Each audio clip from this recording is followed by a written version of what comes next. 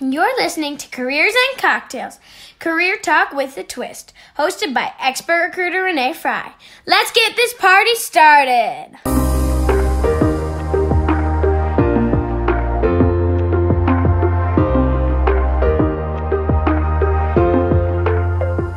Hey party people, welcome back to Careers and Cocktails. Today is a little unique. We're not in our usual studio in my office. We are at my house in Hudson, Wisconsin. But guess what? We're gonna share some awesome recipes for some quick and easy cocktails. And today I'm zooming in with Karen Sturgeon, business owner, recruiter extraordinaire from Florida. And her cocktail is an Aperol Spritz, which I've never had Aperol before, so I'm really excited to try it. It's an Italian liqueur. And what you'll need for an Aperol Spritz is what I call a menage a trois cocktail, where there's only 3 simple ingredients.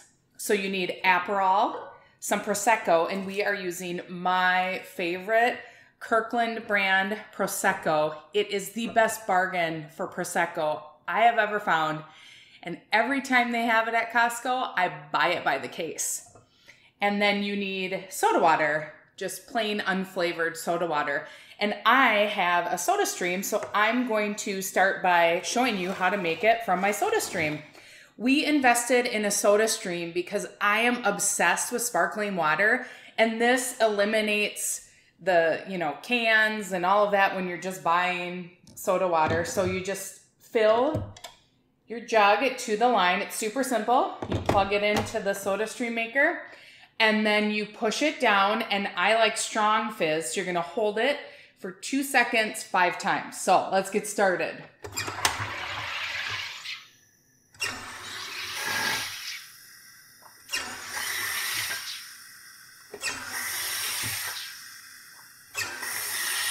There we go. And then we just pop it out of the soda stream, and there is my sparkling unflavored water. For the Aperol Spritz, it calls for a wine glass, and then you will fill the wine glass with ice. And of course I have my Riedel. Ooh, it's a little too full. My Riedel wine glass. And then we're totally just gonna eyeball this today. So it says 3 parts Aperol, 3 parts Prosecco, and then a splash of soda water. So I'm just going to eyeball it. There we go. Gotta pop the cork, which is my favorite sound. Woo! We are having fun today. Party. Ooh, that's really bubbly. So I wanna let it calm down a little bit, so I make sure that I put equal parts to the Aperol. So we'll let that simmer down a little bit with all the bubbles. Well, just a little bit more. And then a splash of soda water. There's gonna be lots of bubbles, and you all know I love bubbles. And then garnish with an orange. Let's taste it after all the foam settles down a little bit. It looks beautiful, doesn't it? It feels like we should be sitting on a beach right now. So let's check it out. Oh, yum. That's delicious and refreshing. Cheers. All right. Hey, party people. Welcome back to Careers and Cocktails. I am thrilled to have the magnificent business owner and recruiter extraordinaire, Karen Sturgeon, joining us all the way from Florida. Welcome. Hi, Renee. How are you? I'm fantastic. And we made up her Spritz Aperol beforehand. And she put a little bit of Diet 7-Up in hers to sweeten it. So I'll have to try that next time. But Karen, share with us, give us your elevator pitch. Who are you? Well, I am Karen Sturgeon, and I am the founder of KLA Industries. And KLA Industries is an executive search firm, and we specialize in the plastics, polymers and packaging industry. And what we do is we just work with great companies and we make sure that they hire the right people and keep them from making hiring mistakes. We generally do, manufacturing management, R&D, business development, sales, pretty much a manager level and above, and been around for 20 years and loving it. Cheers to that. 20 years. So, Karen, what can we celebrate for you this week? Oh, wow. This has been, with the whole COVID crisis, it's been a challenge. It really has been. But, we have safely got all of our staff into their home offices, and they're well taken care of. But we're still got business going on. We actually rang the bell 4 weeks in a row, which means we made, 4 placements, 4 weeks in a row. We rang the bell on Monday as if we were all together. I had a recruiter just this morning land a big CEO job. Probably going to go on a retainer. That was huge in this climate, right? Yeah, cheers to that. Congratulations. Yeah, here's to that too. Oh, and my husband just got back from the grocery store and he landed a roll of toilet paper. That's so funny. I just went to Target. There was no toilet paper. Publix has been out all week, and finally today he landed a roll. Oh my gosh. Well, Karen, tell me about your journey of starting your business. How did you know it was the right time to take the leap and become your own boss? Oh, wow. That was a long time ago. It's a Reader's Digest version, right? How long do we have here? Because it was a long journey. I was, this was like the mid-90s, so I'll give away my age. And I was working for an agency. I was doing restaurant managers, and I was the top producer. I would, get about 5 or 6 restaurant managers, jobs, placements a month. And, that was really hard work. That, we didn't have the internet. We had one fax machine that we lined up for in the back. We'd run ads for these managers. And the only way they could get their resume to you was to, bring it to you in person. So I'd come in on a Monday morning and they'd be all lined up down the hall, all these restaurant managers, interviewing for my client. And so I did that for about over a year. And that was hard work to keep up with, my goals. I'd have to, the fees were really low, and to keep up with that, I'd have to, land about 5 or 6 of those a month. But there was one guy in the back who was doing engineers, and he was placing engineers. He'd place one engineer to my 5 or 6 restaurant managers. Oh, man. Right? I know, right?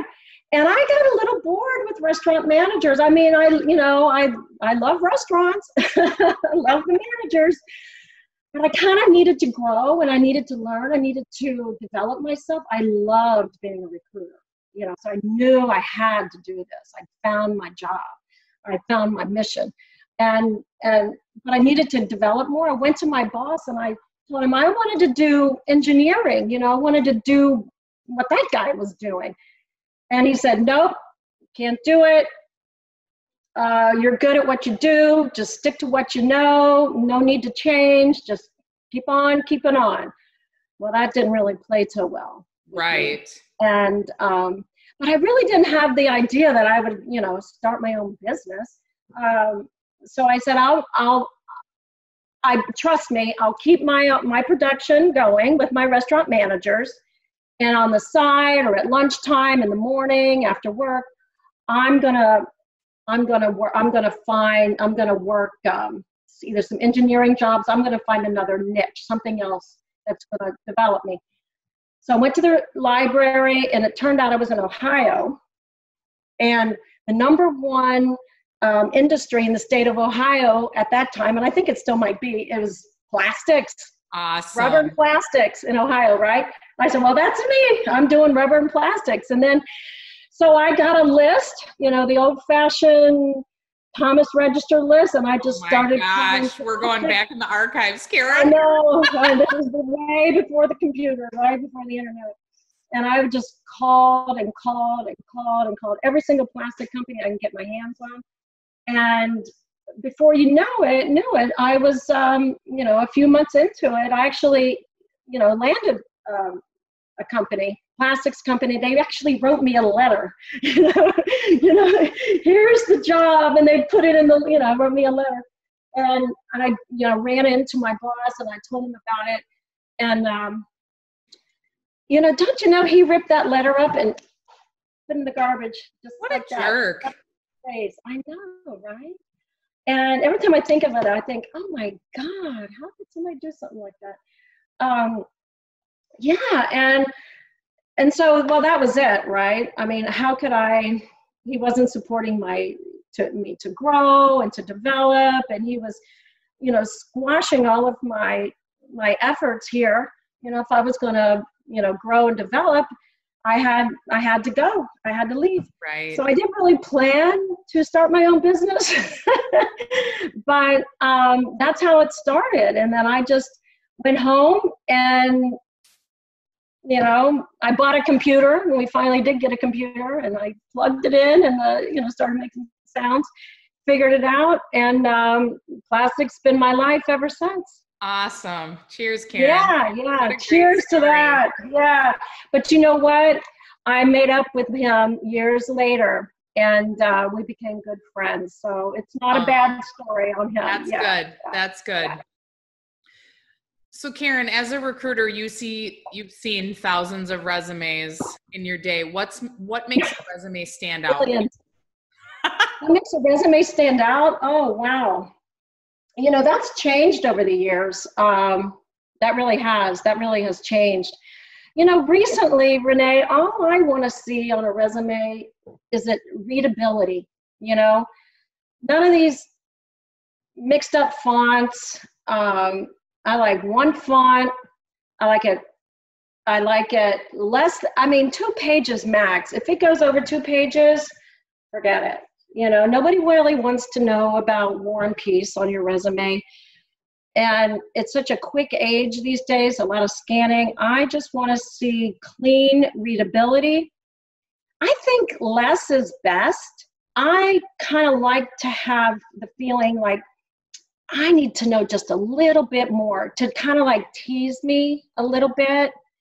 And if I'm feeling like they're just blabbing it all out there and it's just wordy, and there's too much on there, I don't feel the urge to know more. So when I'm telling people to, candidates to work on their resume, I say, just make it so that everybody that either a recruiter or a hiring manager would want to talk to you, but I like just one straight font. I like it 2 pages or less, and I want to be teased into knowing, who that person is behind the paper. Does that help? I don't know. I love it. That's perfect, Karen. I know I've seen 5-page resumes, and I say to the candidates that employers are evaluating you on your communication, and your resume is your written communication. And when it's 5 pages, they immediately think you are a vomiting, bubbling person who can't, communicate succinctly. I think what that is, to me, it's like, it's probably not, but I get it, like you have like judgments and perceptions, you just really can't help that.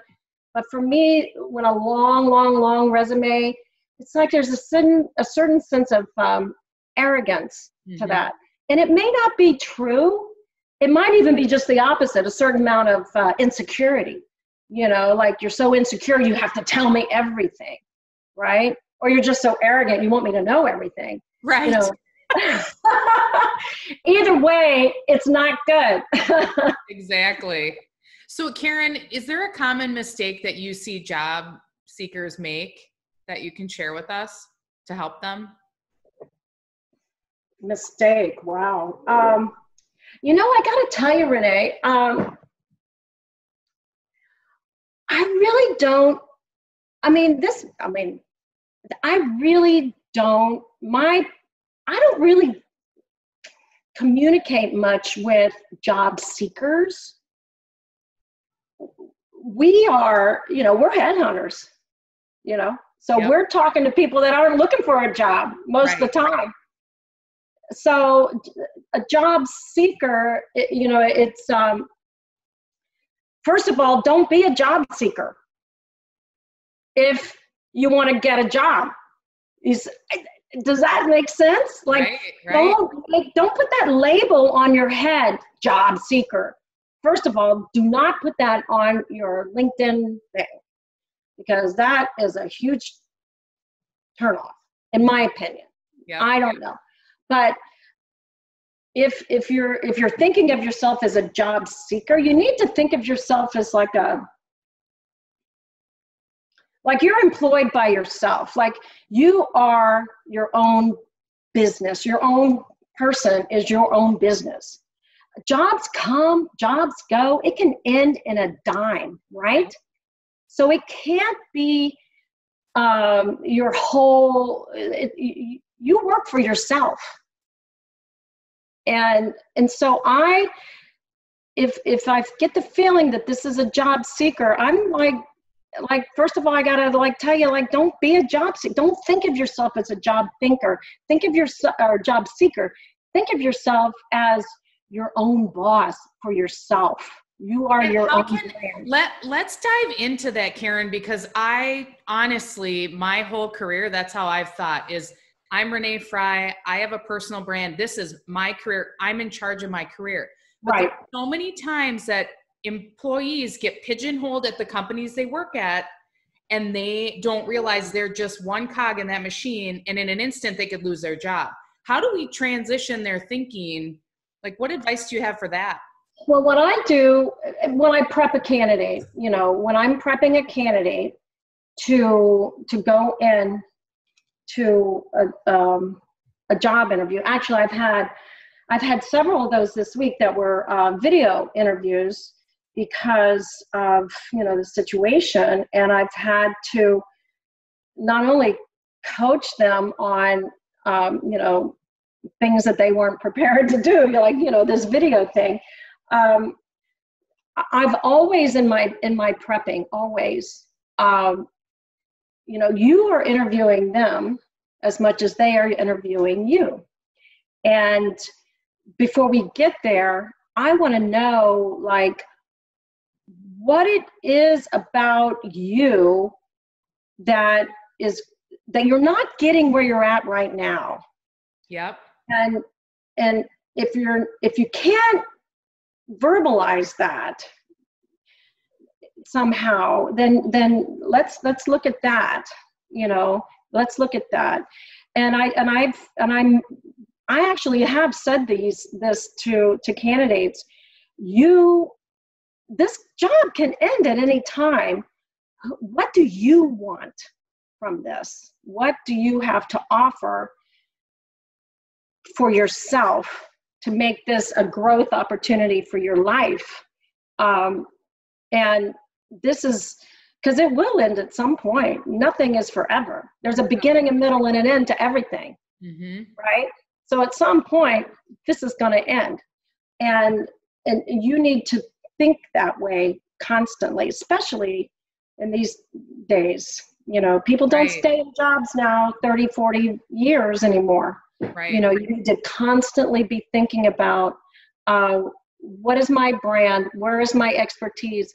Where am I going? How am I developing? How am I growing? Absolutely. How frequently, Karen, do you think someone should do that self-assessment? Wow. I mean, I do it every single day. I need it. But I think there's clues on how you start out, when you feel like your position has, like you've maxed out. Like the only way to get to advance in life is to sort of excel at where you are right now. And if you can excel at where you are right now,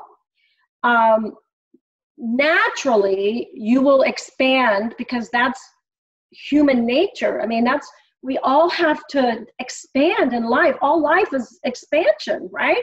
Absolutely. So if you're not feeling like you're expanding, there's going to be clues to you on that. So you really need to pay attention to how you're feeling if you're expanding, and if you're getting bored, or you're angry, or you're depressed, or you're not getting along with people, or certain things are coming out of you that you're surprised about yourself. Those are the clues to like, there might be something within your environment, and your job is a huge piece of your environment, that you're not being allowed to expand somehow. So my thing is like, always make yourself indispensable. Like, be excellent at whatever you do, like right now, whatever it is. And then the next thing will make itself apparent to you naturally. But if you're still like, if you're not excelling at what you do and you feel stuck, then you need to look at that. Absolutely. So Karen, as you're reaching out to gainfully employed individuals that we call passive candidates, and they are thriving at where they're at, and they're interested in hearing what else is out there, the opportunity you're presenting to them, how do you get them mentally and emotionally prepared for the transition? Say that again. How am I going to get them prepared for emotionally prepared for the transition of potential, leaving all the great relationships behind, leaving, they understand how to get work done. They understand the process, who to collaborate with, to drive process.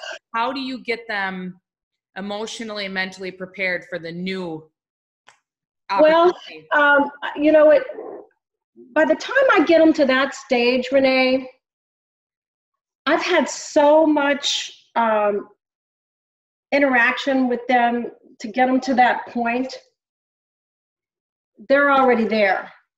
Okay. So what about if you call me and you're like, Renee, we've got this great opportunity. You have an impressive background.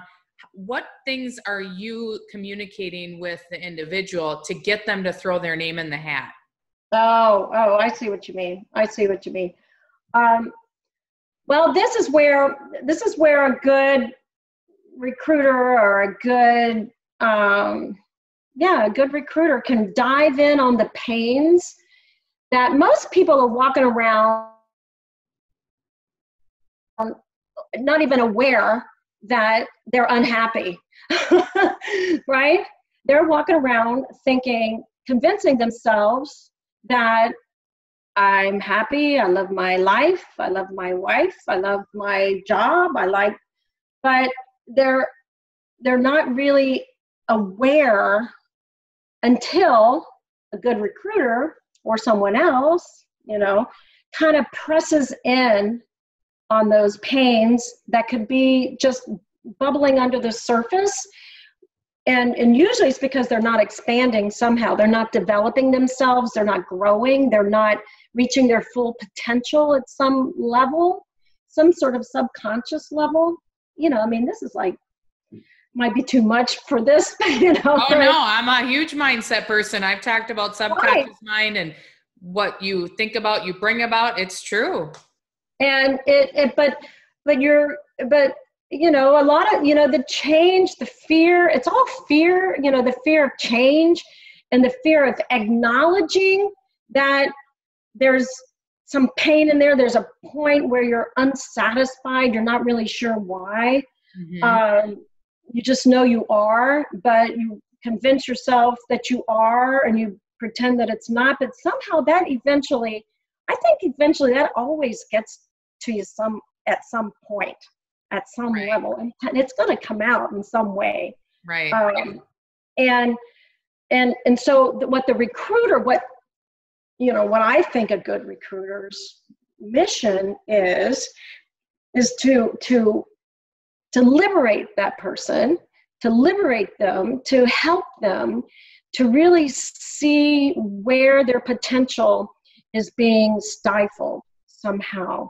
I love to ask the question, you know, if you were the CEO tomorrow, just close your eyes and let's just play a game. Just fantasize with me. If you could be the CEO tomorrow you walked in and you were just running the place, what kind of changes would you make? And just make them think about that, you know? And if they still can think of nothing, if they still think, I love it here, everything is fantastic, and I'm getting this promotion, and I'm, you know, growing over here, and then, you know, you're probably not right for my job, and I'm probably going to go find somebody else. Right. What a great question. That's a counter offer, you know, right there. And that's a great question, Karen. Candidates into not acknowledging that there's some kind of pain point there or some kind of motivation other than the money, of course, or salary, then you're going to have a world of heartache, I think, you know. Yeah. I don't get a lot of turn downs because I make my candidates really, really come up with what it is that's that they're unsatisfied with. Yep, exactly. You know? I love it. So you lead a team. What's your leadership philosophy? Oh God, these are great questions. Well, you know, that changes too. Depending whether we're in a recession or we're not in a recession. If things are booming, or, you know, it's like either you're a wartime leader, general, right? Or you're a peacetime general, right? You know, it's like, so there's two different styles depending on kind of what's going on, you know, and right now we're kind of in war.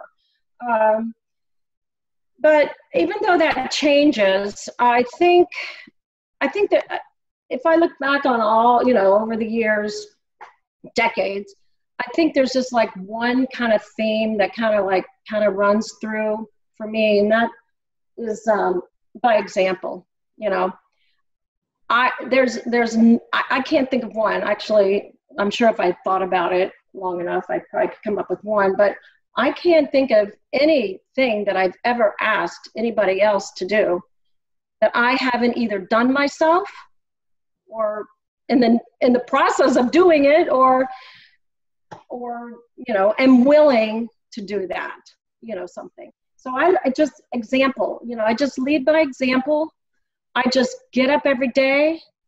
I put my headset on, you know, I lock in, I read, I develop, I try my hardest to figure things out along the way, and you know, I read and I grow, and I, you know, even right now I'm in the middle of a role-playing group. You know, do I have to be in a role-playing group? Have I not role-played enough in my 20-something years of doing this? But I'm working on some new scripts for some new messaging, and you know, I want to do it myself before I can ask somebody else to do it. So I love it. Leading by example is phenomenal. So Karen, what's your biggest failure and how did you overcome it? These questions, oh my gosh, these are great. The biggest, like my biggest failure, oh, I've had a lot. The biggest one, oh wow, golly, that's a great question. You know, I've, you know, like early on in my career, I would admit to kind of like shooting from the hip style, you know, like a certain amount of energy and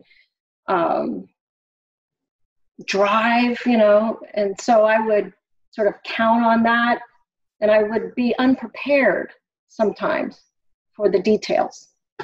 And in my industry, you need to have the details or they'll sniff you out big time. And so I've learned through losing some key I don't know, deals, contacts. I've learned that, you know, I can't shoot from the hip, that I got to be prepared. And that I think for me that, you know, losing a couple of situations that I was, you know, flabbergasted that I didn't get it. Like, really? You don't like me? Like, what? You know? Yeah, it was because I didn't have the details. I wasn't prepared. You know, somebody else was more prepared for the presentation. I'm just thinking of a presentation right now. That can be really painful. Yeah, you know. Good lesson. Now you come prepared. So I'm like almost over prepared. Cheers to that, Karen. Yeah, you know.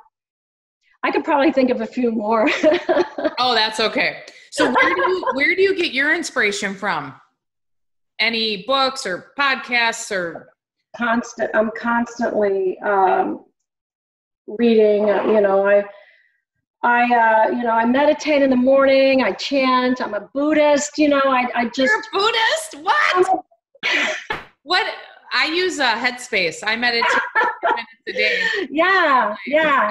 I start my day every single day, and I have had a lot of mentors along the way, business mentors that have really helped me.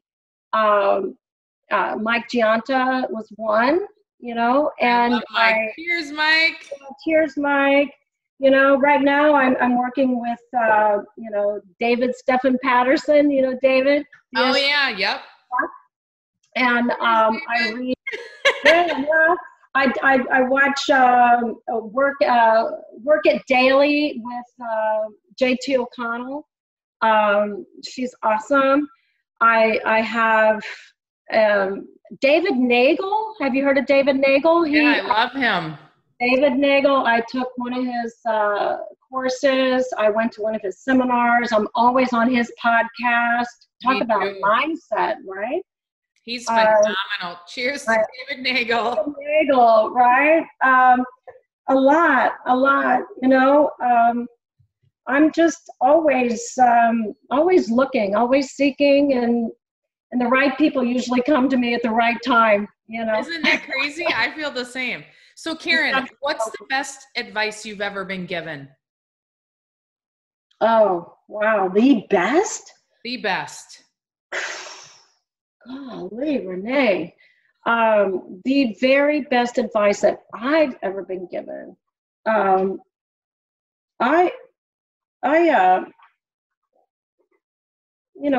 have been true to myself. You know, this is the best advice I ever got. And you know who that was? That was like an 80-year-old Japanese lady. Wow. Who, barely a high school education. Has given me the best advice ever. And I'll never forget her. And she, not just to be myself, but to never give up. She, in her little broken English, just never give up. You have nothing to be afraid of. You have nothing to be afraid of. Never give up. And this is just like, in my head all the time, like when you feel like you do want to give up, right? Right. And I just never give up. Just never give up. How did you meet this lady? When was this? She was one of my Buddhist friends. And she was a war bride who came from Japan and she was here alone, hardly no English. Her family's in Japan, and she was, started this little Buddhist group in my neighborhood in Ohio, like 30 years ago. Wow. And she was with me when I started my own business. And she, because I was afraid and I was scared and I didn't really know what I was doing, and I was walking out into uncharted territories, you know, and she just said, never give up. You have nothing to be afraid of. Nothing. That's awesome. She couldn't hardly any English, right? But she could say that one thing. And I always, you know, even her little, so, you know, that was the best advice. Never give up. That's a huge value bomb right there, Karen. So where can all of our listeners find you? Where can who find me? All of my listeners. Like Oh, website, LinkedIn. Oh, I'm all over LinkedIn. Yeah, LinkedIn, Karen Sturgeon, KLAindustries.com. Spell your company name out. KLA, my initials, and then the word industries, KLA Industries. Awesome. Well, Karen, thank you so much for being Renee, on our show. it's good to see you. Yeah. For all of you job seekers and hiring leaders, if you want to know where to reach me for resume writing, career coaching, and if you want to learn how to hire the best talent, go to careersandcocktails.com. There's a plethora of resources for you there. You can also find out where to purchase my book, I Hate Mondays, to help you with your job search. And if you've liked this, please share it with all your friends. Please review us on iTunes. I'd be forever grateful. We have listeners worldwide, and we're grateful for all of you. Until next time, cheers. Cheers.